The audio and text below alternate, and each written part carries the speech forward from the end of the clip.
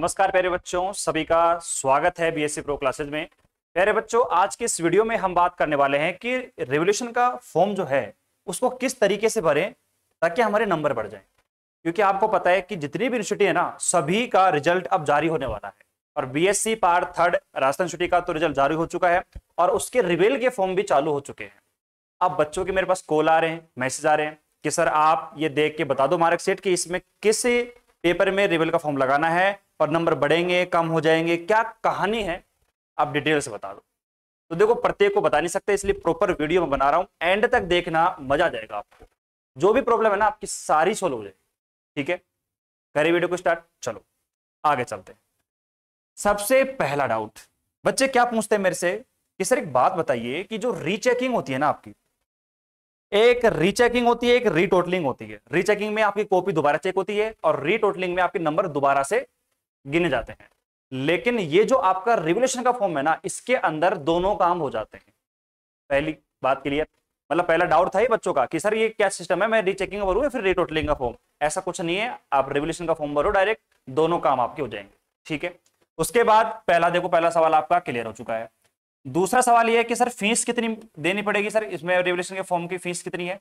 देखो, मैं आरयू की बात कर रहा हूं, राजस्थान यूनिवर्सिटी की बात कर रहा हूं, बाकी आपका कोटा, ब्रज, मत्स्य, शेखावाटी, बाकी की जो बच्चे वीडियो देखेंगे ये वाली, तो वो इससे भ्रमित ना हो। फीस इसकी 430 रुपए है अपने राजस्थान यूनिवर्सिटी के हिसाब से। बाकी आप अपने हिसाब से अपनी वेबसाइट पर जाके देख लेना, और बाकी ई मित्र वाला बता देगा आपको कि हाँ भाई ये फीस रहेगी और वो कम होगी भी नहीं। ठीक है, चलो भैया, पहला सवाल आपका हो गया, दूसरा सवाल आपका फीस का भी हो गया। ठीक है, अब सबसे इंपॉर्टेंट सवाल है, हम रिवोल्यूशन का फॉर्म भरे किस तरीके से। अरे मैं भरने वाली बात नहीं कर रहा, मतलब टाइपिंग वाली बात नहीं कर रहा कि कंप्यूटर पे कैसे भरे। मैं बोल रहा हूं कि पेपर में किस तरीके से दिमाग लगा के लगाना है कि हाँ भाई इस पेपर में हम रिवेल का फॉर्म लगा दें ताकि बढ़ जाएंगे। ठीक है, अब आओ थोड़ा सा मैं आपको एग्जाम्पल लेके समझाता हूं कि भाई फॉर्म कैसे लगाना है और किस पेपर में लगाना है। ठीक है, सबसे पहले मैं आपको नॉर्मल बातें बता देता हूं, जैसे कि मैं आपको बता दूं कि भैया आप अगर राजस्थान सिटी से हो, ठीक है, तो आपको यहां पर फिजिक्स के अंदर और मैथ के अंदर और केमिस्ट्री के अंदर, देखो फिजिक्स में आपको पासिंग मार्क्स टोटल 36 प्लस आपके आ रहे हैं तो कोई मसला ही नहीं है, आप पास हो। ठीक है, मैथमेटिक्स की बात करें तो वैसे तो 44 सेफ जोन माना जाता है, लेकिन 43 पर भी बच्चे पास हो जाते हैं। ठीक है, क्योंकि आप निकाल के देख लेना कि 43 आपका 36% निकल के आ जाएगा 120 का। बात क्लियर। उसके बाद हम बात करते हैं केमिस्ट्री की 36, तो बच्चों को पता है कि सर पासिंग मार्क्स हमें 36 और 43 यहां पे लेके आने पड़ते हैं। ठीक है, बात करते हैं कि अब यहां पर रिवेल की कंडीशन कैसे बनती है और उससे के अंदर आपको कितना दिमाग लगाना पड़ेगा। बच्चे क्या करते हैं कि बिना सोचे समझे रिवेल का फॉर्म लगा देते हैं, और गलती क्या करते हैं मैं भी पॉइंट आउट करूंगा, उस गलती को देखना, मतलब बहुत बड़ी गलती है वो। ठीक है, एक काम करते हैं, एग्जाम्पल लेते हैं एक छोटा सा। सपोज दैट कोई बच्चा है, उसका ये एक मार्कशीट है फिजिक्स से और केमिस्ट्री और मैथ की। ठीक है, मान लो उसके फिजिक्स में नंबर आए हैं, कितने आए उसके आगे 10। ठीक है, 10 और उसके आगे 12। क्लियर। केमिस्ट्री में उस बच्चे को पास कर देते हैं 15 15 15, और मैथमेटिक्स में भी मैंने उसको पास कर दिया, मैंने उसको दे दिए 16 16 और 16 नंबर दे दिए। ठीक है, ये बच्चा पास है केमिस्ट्री और मैथ के अंदर। ठीक है, अब आप अगर थर्ड ईयर में हो तो आपको सप्लीमेंट्री लग जाएगी। ठीक है, सप्लीमेंट्री लग जाएगी, और वो कहां लगेगी भैया, फिजिक्स के दोनों पेपरों के अंदर। देखो ये रहा आपका फर्स्ट पेपर, ये सेकंड पेपर, और थर्ड पेपर में जैसा कि 12 आपके नंबर आ चुके हैं, तो इसका मतलब है कि भैया आप यहां पर इस पेपर को तो क्लियर कर चुके हो। सप्लीमेंट्री लगी है किसके अंदर, दो पेपरों के अंदर। ठीक है, अब बात आती है सर सप्लीमेंट्री तो बाद की बात है, लेकिन हम बात कर रहे हैं रिवेल के फॉर्म की। अब रिवेल का फॉर्म कैसे लगाएं, देखो दो चीजें। सबसे पहली बात तो यह है कि आप अगर एक्चुअली में पढ़ के पेपर दे के आए थे एग्जाम के अंदर, तो आपको पता होगा कि यार मेरा तीनों में से कौन सा पेपर अच्छा गया था। पहली बात है ये, और सबसे इंपॉर्टेंट बात है, अगर जो पेपर आपका सबसे बेस्ट है। अब एक बच्चा क्या कहता है कि सर एक बात बताओ कि सर यहाँ पे जो ये 12 नंबर वाला पेपर है ना, ये मेरा बहुत ही शानदार गया था। ठीक है, लेकिन मुझे इसमें 12 नंबर दे रखे हैं। तो फिर मैं उसको एक राय देना चाहूँ, मैंने कहा कि एक काम कर, ये जो 12 नंबर वाला पेपर है ना, इसको मत छेड़े, क्योंकि जो पेपर आपका क्लियर हो चुका है ना, अगर उस पेपर को आप छेड़ते हो तो क्या पता अगर इसमें भी आपके नंबर कम कर दिए तो आपको 3 पेपर फिर सप्लीमेंट्री में देने पड़ जाएंगे। तो जो बच्चे गलती क्या करते हैं कि यार मेरा तो ये पेपर शानदार गया था, इसी पेपर को मैं रिवेल में लगा देता हूं क्योंकि मेरे नंबर बढ़ जाएंगे इसके अंदर। गलती मत करना। राजस्थान यूनिवर्सिटी है, मैं बार बार आपको कई वीडियोस के माध्यम से बताता रहता हूं कि सभी यूनिवर्सिटी का हाल खराब है। आपको क्यों फेल करते हैं, किस कारण से फेल करते हैं, कुछ पता नहीं। लेकिन अभी मैं जो कह रहा हूं उस बात को ध्यान से सुन लेना। मैंने क्या कहा, समझ में आई आपको बात? जो पेपर सेफ है ना, आपको उसको सेफ रहने दो, फालतू दिमाग लगाओ मत उसके अंदर, पहली चीज। बात करते हैं फिर दो पेपर जो बच गए आपके, ये 10-10 नंबर वाले। आपको पता है कि हम मैक्सिमम 5 पेपरों के अंदर यहां पर रिवेल का फॉर्म लगा सकते हैं। मतलब ये आपके जितने पेपर है ना, इससे 5 सेलेक्ट कर लो, उसमें आप रिवेल का फॉर्म लगा दो। तो यहां पर आपको पता है कि हमारे पास 2 ही पेपर ऐसे हैं जो कम मार्क्स इसमें पड़ रहे हैं, तो यहां पर आप देख लो। अब आप खुद भी सोच लो कि यहां पर 10 से 20 और 30 32 नंबर हो रहे हैं।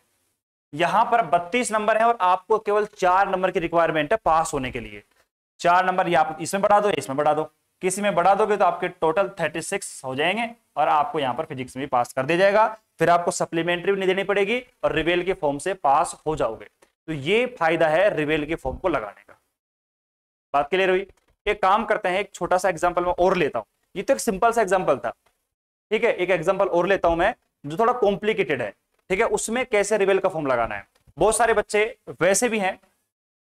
अब देखो ये एग्जांपल है अपना सेकंड, कोई दूसरा बच्चा है और बहुत सारे बच्चों की ऐसी मार्कशीट होगी जो मैं यहां पर अभी आपको दिखाने वाला हूं। देखो फिजिक्स, केमिस्ट्री और मैथ, ठीक है।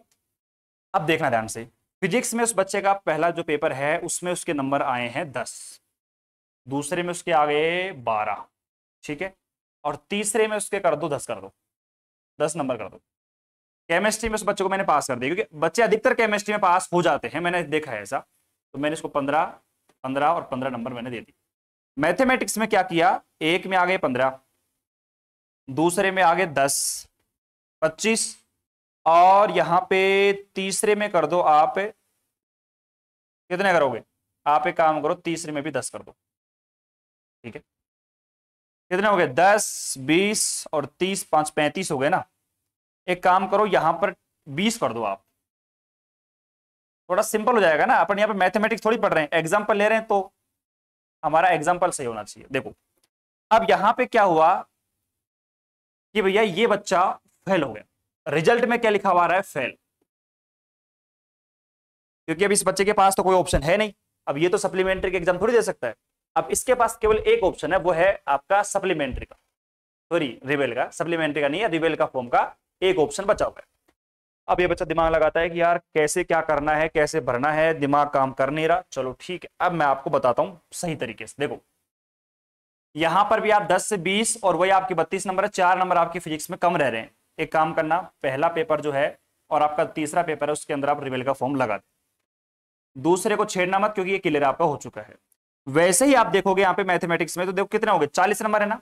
आपको केवल 3 नंबर कम पड़ रहे हैं मैथमेटिक्स के अंदर पास होने के लिए। अब आप खुद सोचो कि रिवेल का जो फॉर्म है ना, ये कितना बड़ा टर्निंग पॉइंट लेके आ सकता है।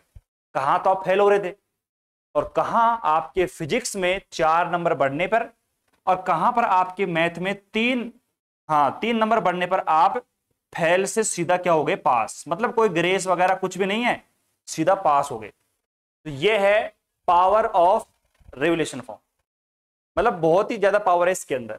तो इसलिए इसका सही यूज आप करोगे ना। बच्चे कहते हैं सर हम तो फेल हो गए, अब तो रिवेल का फॉर्म लगाने से भी कोई मतलब नहीं है क्योंकि पैसे हमारे वेस्ट हो जाएंगे। अरे ऐसा कुछ नहीं है, रिवेल के फॉर्म से आप जरूर पास हो जाओगे, विश्वास रखो खुद के ऊपर, ठीक है।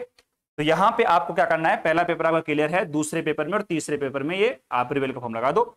4 पेपरों के अंदर आपने रिवेल का फॉर्म लगाया, आपके नंबर बढ़े, पास हो गए, ठीक है। अब सपोज दैट एक बच्चा हाथ खड़ा करता है, सर एक बात बताइए मेरे को। मैंने कहा भाई बता, पूछ।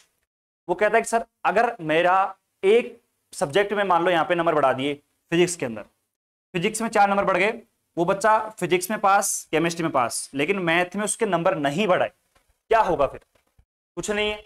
अगर वो थर्ड ईयर में होगा तो सप्लीमेंट्री आ जाएगी, और अगर वो सेकेंड ईयर में होगा तो फिर क्या करेंगे, उसको थर्ड ईयर में प्रमोट कर देंगे, मतलब पास कर देंगे, थर्ड ईयर में एडमिशन मिल जाएगा उसको, लेकिन उसके सेकेंड ईयर का जो पेपर बैक रहा वो अगली साल लग जाएगा।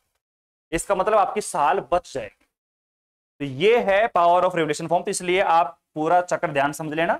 अगर फिर भी आपको डाउट लगे, थोड़ा कॉम्प्लिकेटेड तो है ये, फिर भी आपको डाउट लगे आप मुझे मैसेज कर सकते हो, कमेंट सेक्शन में कमेंट डाल देना। कॉल कम करो, क्योंकि कॉल का रेस्पॉन्स मैं कम देता हूं, क्योंकि बच्चे बार बार कॉल करते हैं। आप मैसेज छोड़ दिया करो व्हाट्सएप के ऊपर, जब मैं फ्री रहता हूं तो वहां पे मैसेज का मैं रिप्लाई कर देता हूं। ठीक है, आज की वीडियो में इतना ही, मिलते हैं नेक्स्ट वीडियो में, तब तक के लिए टेक केयर, बाय बाय, धन्यवाद, जय हिंद, जय भारत।